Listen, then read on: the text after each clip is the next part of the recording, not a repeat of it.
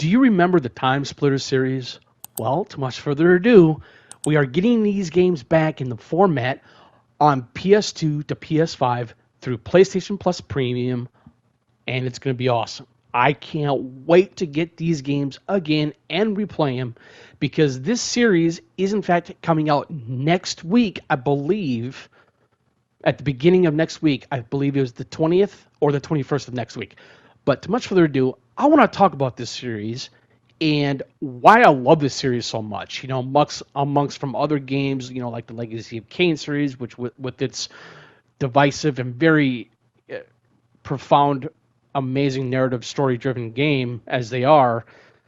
But when it comes to the TimeSplitters series, other than being a first-person shooter, is the fact that these games are fairly unique. And I remember playing these games back in the day, and I had so much fun with these games. And it was not because of the multiplayer, but it was the single-player component to these games is what made these games so phenomenal.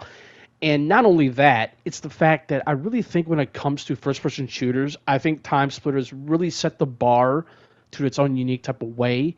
And how this game series was able to utilize really some really cool core mechanics and systems, you know, with the shooting, you know, and the general concept of this game series felt to me much like from what GoldenEye 007 was able to do back on the N64 days.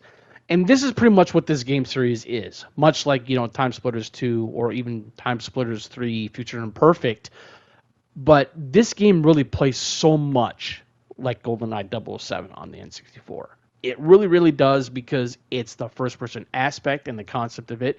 It's the fact that this game really shows off the visual fidelity. I think when it comes to a game series like this, much like N64 days of GoldenEye 007 or Quake 2 or Quake, but again, it's just that this game really shows off a unique feature or features and the quality of them to where, you know, it's not just because of the backwards compatibility that you have on the PlayStation 5.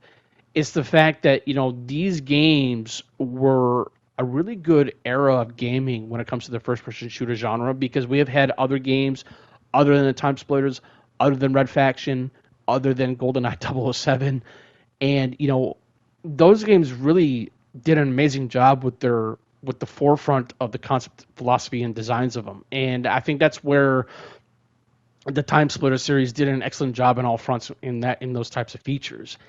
And so again, I think going back to this series as a whole and, you know, getting them in a format of, you know, the PS2 emulation on PS5 is remarkable. It's funny how the PlayStation 5 is able to utilize that type of system and the quality of it and bringing back some of these old school titles.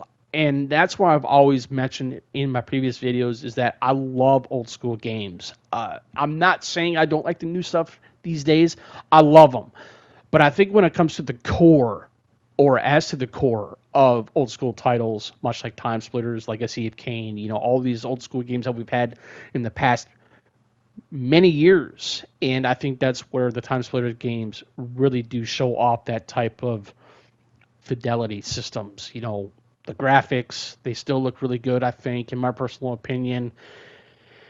And so I really think that's where this game series is really going to do something very special to my heart, like I said, because it's the nostalgia trip, it's the nostalgia factor. And I love nostalgia. I think that's where this series as a whole is really going to have a lot of fun for me to replay these games again. And I'm really glad that we are getting these games back again. So what I really want to talk about here, though, too, is because I initially was going to make a commentary video on the TimeSplitters series and as a whole to why these series were, like, not just the pinnacle of their time. It was the fact of what these games were able to show us, you know, with the graphic design, the visual fidelity, you know, what it is or how it plays. And I think that's where the TimeSplitters series really do an excellent job in that type of front. Like I said, again, it has that GoldenEye feel to it. It has that kind of like that Perfect Dark feel to it as well, you know, like the original Perfect Dark. And I think that's where this series really does an awesome job with in that type of front. It's so good. And it's the reason why I love these games as a whole as well. And so again, I want to go back to this one more time. I want to rewind back just a little bit here as well, is the fact that I love this series. I love, not just because of the series of TimeSplitters, but I love first-person shooters because it's where it brings me back to playing the Ultimate Doom back in 1994. After in 1993, just having the original Doom on PC through floppy disks rather than having it going fully digital in the next year or two. So again, I really think that when it comes to, from the original Doom to that of Quake to Duke Nukem and to other first-person shooters that we've had in the past many years, TimeSplitters series really brings that nostalgia trip back, and I love that. And it's the reason why I love playing old school games in the first place. I think when it comes to old school games, much like TimeSplitters or much like Quake or much like Doom or Duke Nukem, Hexen and all that other Doom clones or even Half-Life, these games were the pinnacle of their time. And I think that's where the TimeSplitters series really shows or tells us where or why the old school games are the best, in my personal opinion. I always thought that when it comes to old school games, even like Return to Castle Wolfenstein or Wolfenstein 3D, these games were the pinnacle of their time. And I think that's where I feel where TimeSplitters is concerned. I think TimeSplitters does a really good job of bringing some of that nostalgia factor back, and it's so cool. And it's the reason why I love making videos on this, other than I like the new stuff. I love talking about old school stuff because I am a very old school nostalgia guy.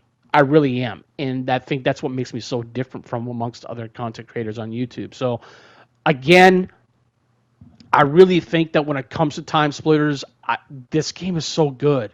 And, I think it has to do with the fact that these games are not just trippy, they are humorous.